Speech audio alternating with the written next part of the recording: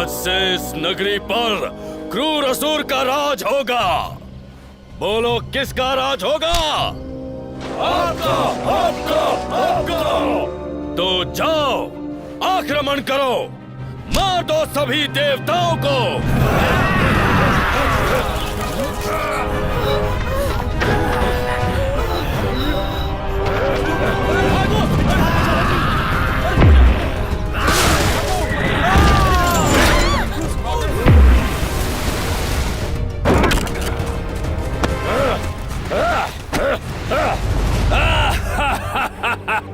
हे असुरराज, देवनगरी तो आपके अधिकार में है। अब क्या जीतना है?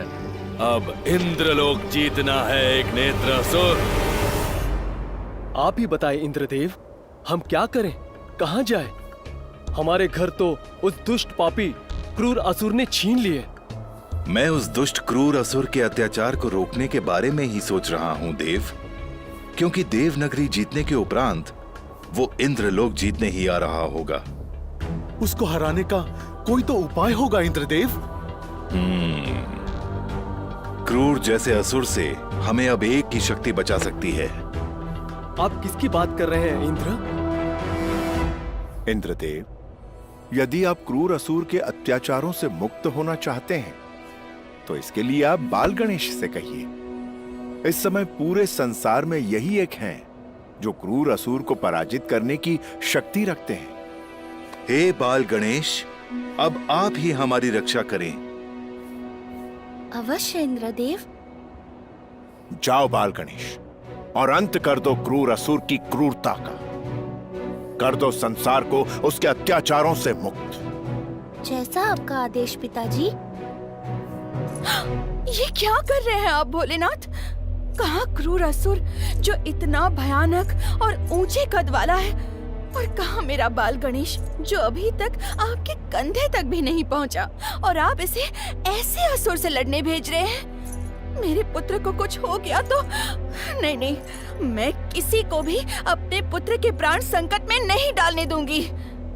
देवी, आप पुत्र मोह में ये सब कह रही हैं, जबकि आप स्वयं जानती हैं कि हमारा पुत्र बाल गणेश एक शक्तिपुंज है जिसका जन्म संसार के कल्याण के लिए ही हुआ है। देवी, आप इन्हें मत रोकिए।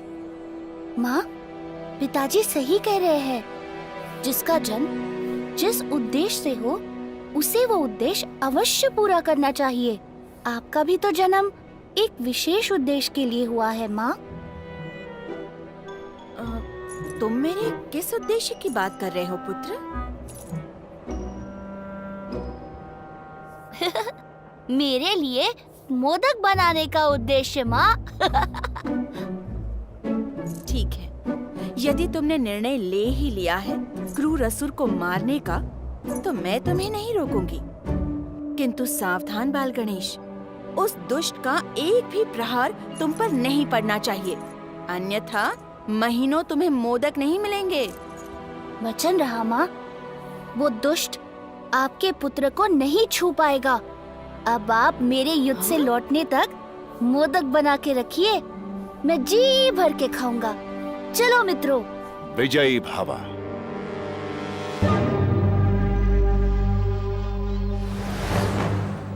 तो तुम हो महादेव पुत्र बाल गणेश, परंतु तुम्हारी सेना कहाँ है? मेरी सेना मेरे साथ ही खड़ी है क्रूर असुर। बालक, क्यों जानबूझकर मृत्यु को गले लगाना चाहते हो? मुझे ये अच्छा नहीं लग रहा। जाओ, जाकर अपनी सेना लेकर आओ। वचन रहा, उसके बाद हम अवश्य लड़ेंगे। हमारे लिए तुम्हारी चिंता देखकर मैं प्रसन्न हुआ क्रूर असुर, परंतु मेरी ये सेना तुम्हें और तुम्हारी सेना को नरक का द्वार दिखाने के लिए बहुत है। किंतु किसी भी अत्याचारी को मारने से पहले मैं उसे सुधारने का एक अंतिम अवसर अवश्य देता हूँ क्रूर असुर। और यदि वह नहीं माने तो उसे नरक का द्वार दिखाने में मैं तनिक भी विलंब नहीं करता क्रूर असुर। ना जाने कितने वीरों को, ऋषि मुनियों को देव और मनुष्य को परास्त करके मैंने उन्हें अपना भोजन बनाया है, और तू एक हाथ का बालक मुझे चुनौती दे रहा है।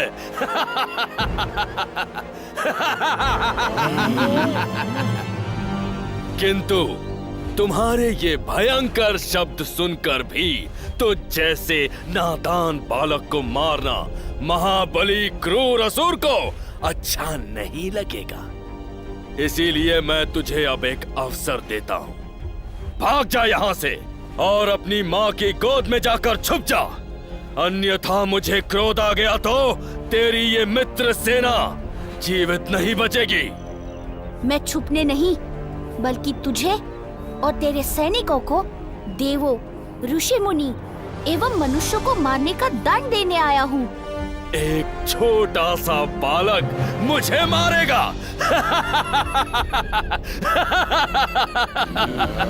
यदि ऐसा है तो मेरी इच्छा है तुम मुझे अभी मार कर ही दिखाओ, अन्यथा मृत्यु के लिए तैयार रहो।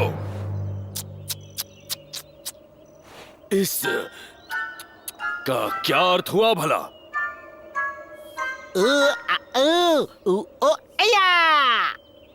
क्रूर असुर, मेरे भक्त जब भी कुछ दिल से मांगते हैं तो मैं उन्हें वो दे देता हूँ।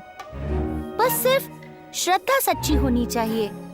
तूने सच्ची श्रद्धा से मांगा है तो मैं तेरी इच्छा अवश्य पूरी करूँगा। तथास्तु। मेरा इतना अपमान करने की हिम्मत कैसे की, दुष्ट बालक! आक्रमण!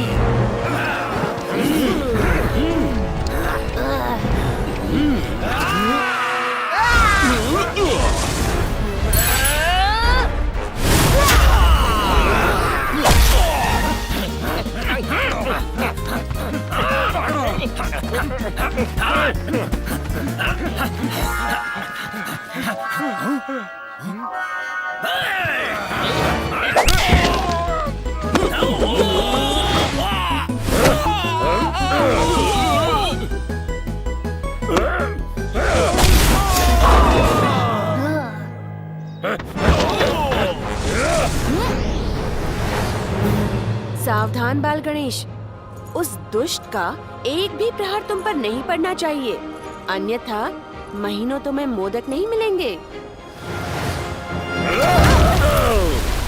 नहीं, ऐसा नहीं हो सकता।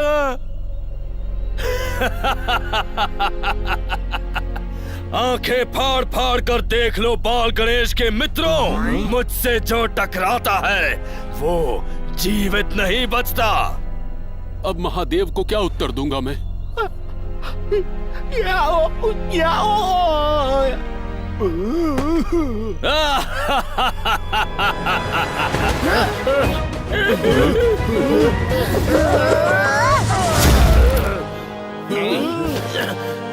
असुरराज, ये तो कोई महाबली शक्ति है, इससे हम नहीं जीत पाएंगे। मुझे क्षमा कर दो महाबली, मैं तो केवल स्वामी के आदेश का पालन कर रहा था। मैं आपसे लड़ने के योग्य नहीं हूँ, मुझे क्षमा कर दीजिए महाबली।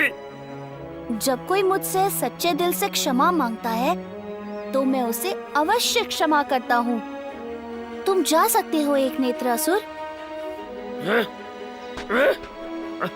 आप भी क्षमा मांग लो स्वामी। क्रूर असुर तुम्हारी तरह कायर नहीं है एक नेत्रासुर। इस बालक को तो मैं अभी मृत्यु के द्वार पहुंचाता हूँ।